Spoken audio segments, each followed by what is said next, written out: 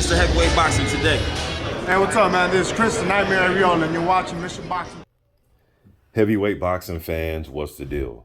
All right, man. So October 28th in Rome on ESPN Plus, Guido VIANELLO will be back in the ring taking on McFARLANE, the Scottish heavyweight. Just breaking down this fight, man, looking at both guys, I'll say this. I like the fact that VIANELLO is back in the ring. Okay, he's coming out of that 2016 Olympic class that had guys like Ali Demarizen and Linier Pero, who he actually lost to in the Olympics that year. Ivan Daichko, Jagba, Herkovic, Joyce, Tony Yoka, Bakadir Jololov, all those guys, right? And there was a few more in there, but he's coming out of that class. He's 9-0, the 9 knockouts. He did have the one draw, and that was the Kingsley eBay. That was 2020 on ESPN. He suffered a cut in that fight. eBay was switching from southpaw to orthodox. He was fighting VIANELLO when he didn't want to fight. He was putting pressure on him. Then he'll lay back in the cut. He'll lay back in the cut and be a counter puncher. Then he actually caused a cut on VIANELLO. So it was just a rough night for VIANELLO all around, man. There's a few times he's on his back foot. Then he was getting countered. You can argue that he lost that fight. All right. But the 6'6", 245 pound, he's only 28 years old, man. So he has some room to grow at 28, and he has a long amateur background. But we know once you turn pro, those gloves are a little bit smaller, and you're not going 3 or 4 rounds. You know what I mean? So I still think he's adjusting to the pros, and just not adjusting as fast as, some of the guys that was in his Olympic class. Now, I do know that he has some surgery on his right hand, surgery on his elbow. Heard that he switched back to his former amateur coach. So a lot of things going on in his young career. Now, he since that draw to eBay, he has picked up wins against Marlon Williams.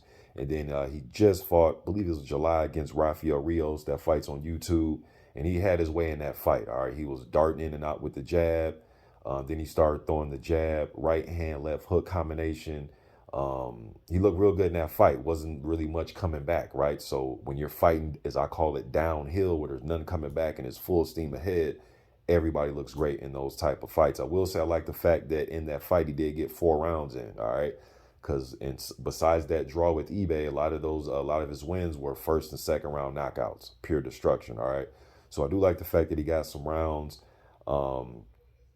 And man, out of his 9 wins, man, I'll probably say Don Hainsworth is probably the best win out of those victories, man. Because I know Hainsworth has fought guys like Zhili Zhang and Brian Jennings and Dempsey McKean and Simon Keane, guys like that. He's lost those fights, but I do know that Hainsworth, out of his 17 wins, 15 of them are by knockouts. So at the least he has some power, but VIANELLO went in there and took care of him pretty quick, all right?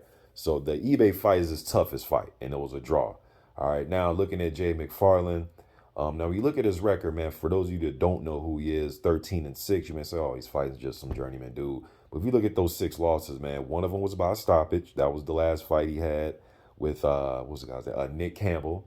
Pretty entertaining fight, man. Even the weigh-in was pretty entertaining. And McFARLANE, he's very, the dude has a personality. All right, he's charismatic. He's a Scottish heavyweight, man, has tattoos all over the place, green hair, and he will bring the fight to you. Although out of his 13 wins, he only has 5 stoppages, I believe, 5 knockouts. So although the knockout percentage isn't high, he will bring the fight to you. He's not, he's going to come with left hooks, right hooks, try to go to the body. He's going to go to war with you, And in that Nick Campbell fight, that was a pretty entertaining fight, man. Towards the end, it looked like McFARLANE ran out of gas, to be honest with you. He was getting hit with some clean shots too, but it looked like he was just ran out of gas. And Campbell's doing a good job of hitting him from range, because McFARLANE, he's not the tallest heavyweight, right? He's about 6'3", carries about 270 pounds, somewhere in there, So I think VIANELLO's best chance is to work that jab from the outside, man. Move around a little bit, use his hand speed, and let McFARLANE walk himself into the right hands. All right. But yeah, McFARLANE, he's had 2 fights this year. Earlier this year, February, lost to Nick Campbell. Like I said, that was his only stop out of his 6 losses. He's only been stopped once, and it was in the 7th round. All right, but he's had a a split decision loss, a majority decision loss, and 3 unanimous decision losses. All right, so he usually goes the full duration of a fight. All right, and then his most recent fight was a couple days ago on the 17th. So 3 days ago, he had a 6-rounder, went points against Chris Healy. Okay, so he's been active, and she's gonna be fighting next month. So good to see VIANELLO back in the ring, taking on McFARLANE. Should be a entertaining fight while it lasts, man. But VIANELLO should be able to get this victory. But McFarlane's not coming to lay down. He's not gonna just let it be an easy fight. All right. So I'm gonna keep my eye on this one. I'm definitely gonna check it out on ESPN Plus. All right, October 28th. It's an 8-rounder.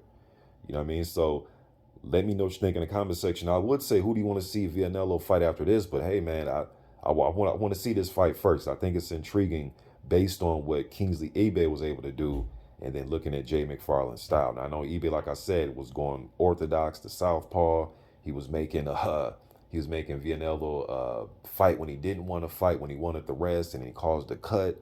There was a lot of stuff going on in that fight, man. You're gonna argue, like I said, that Abe could have possibly got that decision. You know what I mean? But let's get past this one first, man. All right, and then we'll go from there. But let me know what you think in the comment section about this. I'm gone.